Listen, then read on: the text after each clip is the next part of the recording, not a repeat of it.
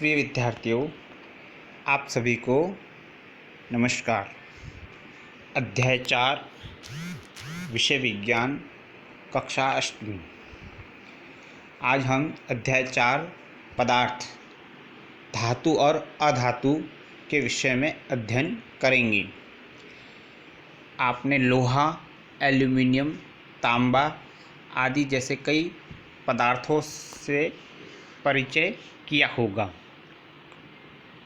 कुछ पदार्थ सारणी 4.1 में दिए गए हैं। आयरन यानी कि लोहा, कोयला, सल्फर यानी गंधक, एल्यूमिनियम, कॉपर, तांबा आदि।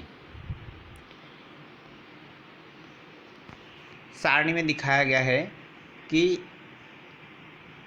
इसकी दिखावट कैसी है, चमकदार है या निष्प्रभ यानी कि बिना चमकीला। और दूसरा गुण बताया है कि कठोर या बहुत कठोर या बिल्कुल कठोर नहीं। तो हमें इन पदार्थों की दिखावट और कठोरता का पता लगाने के लिए अपने अनुभवों के आधार पर इस सारणी को भरना है।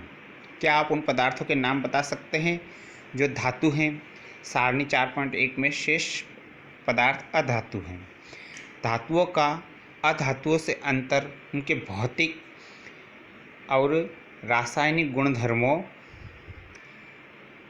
के आधार पर किया जा सकता है। चमक और कठोरता भौतिक गुण हैं। धातु और अधातुओं के भौतिक गुण, आपने और मैंने लोहा को लोहे के टुकड़े अथवा लोहे से निर्मित वस्तुओं जैसे फावड़ा, बेलचा, कुल्हाड़ी आदि को पीटते हुए देखा है। इन वस्तुओं को पीटने पर इनके आकार में परिवर्तन होता है। क्या कोयले के टुकड़ों को भी पीटने पर वैसा ही परिवर्तन होता है? इस बात को समझने के लिए हमें एक क्रियाकलाप करना होगा। हम एक लोहे की कील, एक लोहे का टुकड़ा, एक मोटे एल्यूमिनियम तार का टुकड़ा और एक पेंसिल का टुकड़ा लेते हैं। लोहे की कील लेकर उसे हथौड़े द्वारा पीटते हैं, जोर से पीटने का प्रयास करते हैं। एल्यूमिनियम के तार पर भी जोर से चोट करते हैं। इसी प्रकार कोयले के टुकड़े और पेंसिल लेड के साथ भी हम ऐसा ही करते हैं। हमने क्या देखा?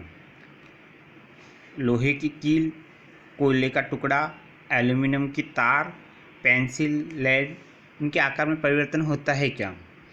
वह चपटा हुआ या उसके टुकड़े हो गए? तो हमने जब प्रयोग करके देखा तो लोहे की कील चपटी हो गई, कोयले का टुकड़ा चूर चूर हो गया, एल्यूमिनियम की तार चपटी हो गई और लेड यानी कि पेंसिल के टुकड़े टुकड़े हो गए। हमने देखा कि लोहे की कील और एल्यूमिनियम के तार को पीटने पर उनका आकार परिवर्तित हो गया। यदि उन्हें अधिक शक्ति से पीटा जाए तो उन्हें शीट में भी परिवर्तित किया जा सकता है, यानी कि चपटा किया जा सकता है। हाँ, संभवतः मिठाइयों को सजाने के लिए उपयोग में लाए जाने वाले चांदी के वर्क से भी हम परिचित हैं। एल्यूमिनियम पन्नी या पर्णिका द्वारा खाद्य सामग्री को लपेटने के उपयोग से भी अवश्य परिचित हैं। धातुओं का गुण जिसके कारण उन्हें पीटकर शीट में परिवर्तित किया जा सकता है, आघात वर्धनीयता कहलाता है। यह धातुओं का अभिलाक्षणिक गुण है। जैसा आपने देखा होगा, कोयले और पेंसिल लेड जैसे पदार्थ का गुण प्रदर्शित नहीं कर सकते हैं। क्या हम उन्हें धातु कह सकते हैं? बिना प्लास्टिक या लकड़ी के हत्थे वाले गर्म धातु के पात्र को स्वयं को बिना आघात पहुंचाए पकड़ सकते हैं? शायद नहीं। क्यों? कुछ अन्य अनुभवों की सूची भी हम बना सकते हैं जिसमें एक लकड़ी और या प्लास्टिक का हत्था हमको घायल होने से बचाता है जब हम गर्म वस्तु को पकड़ते हैं। इन अनुभवों के आधार पर हम लकड़ी और प्लास्टिक द्वारा ऊष्मा के चालन के विषय में जानकारी कर सकते हैं। एक विद्युत कर्मी को पेचकस से काम करते हुए देखा है। उसका हत्था किस प्रकार का होता है? किसी वस्तु में विद्युत का प्रवाह है या नहीं, यह परीक्षण करने हेतु विद्युत परिपथ कैसे बनाया जाता है, यह हमने कक्षा 6 में अध्ययन किया है। में विभिन्न वस्तुओं के साथ क्रियाकलाप भी किया है।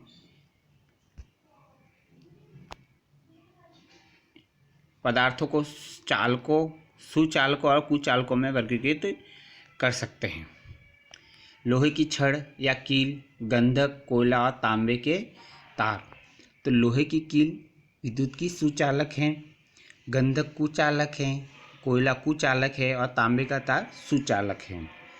हमने पाया कि लोहे की छड़ या कील और तांबे का तार सुचालक है और गंधक तथा कोयला कुचालक है। एल्यूमिनियम और तांबे के तारों का उपयोग कहाँ करते हैं? कोयले की तारें देखी हैं? शायद नहीं। धातुओं का वह गुण जिसके द्वारा उन्हें खींचकर तारों में परिवर्तित किया जा सकता है, तन्यता कहलाता है। क्या आपने कभी लोहे की शीट या प्लेट, धातु का सिक्का और एक कोयले का टुकड़ा फर्श पर गिराकर उनसे उत्पन्न ध्वनि के अंतर पर ध्यान दिया है? यदि नहीं तो हम ऐसा प्रयास कर सकते हैं। उत्पन्न ध्वनियों में कई अंतर होते हैं। मंदिर की घंटियाँ की आवाज़ भी हमने सुनी है।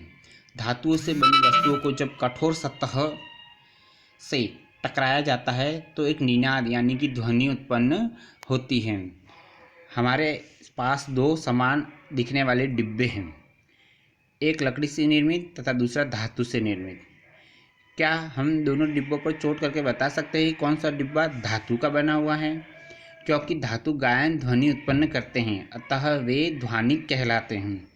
उनमें ध्वनिकता का गुण है। धातुओं के अलावा अन्य पदार्थ ध्वनिक नहीं होते हैं। उक्त क्रियाकलाप करने के पश्चात हम कह सकते हैं कि कुछ पदार्थ कठोर, चमकीले, आघातवर्धनीय, तन्य, ध्वनिक, ऊष्मा तथा विद्युत के सुचालक होते हैं। पदार्थ जिनमें सामान्य गुण होते हैं, ये सामान्य गुण होते हैं, उन्हें धातु कहते हैं। धातुओं के कुछ उदाहरण हैं iron, copper, aluminium, calcium, magnesium आदि। इसके विपरीत कोयले, सल्फर जैसे पदार्थ नरम हैं तथा दिखने में मलिन हैं। ये हथौड़े की चोट करने से टूट कर चूरा चूरा हो जाते हैं, ध्वनिक नहीं हैं, ऊष्मा तथा विद्युत के कुचालक हैं, अतः ये पदार्थ अधातु कहलाते हैं। अधातुओं के उदाहरण हैं सल्फर, कार्बन, ऑक्सीजन, फास्फोरस आदि। सोडियम और पोटेशियम धातु नरम होते हैं, उन्हें चाकू से काटा जा सकता है। मरकरी यानी कि पारा केवल एकमात्र ऐसा धातु है जो कमरे के तापमान पर द्रव अवस्था में पाया जाता है। धन्यवाद। इस अध्याय का शेष भाग हम अगले वीडियो में समझेंगे।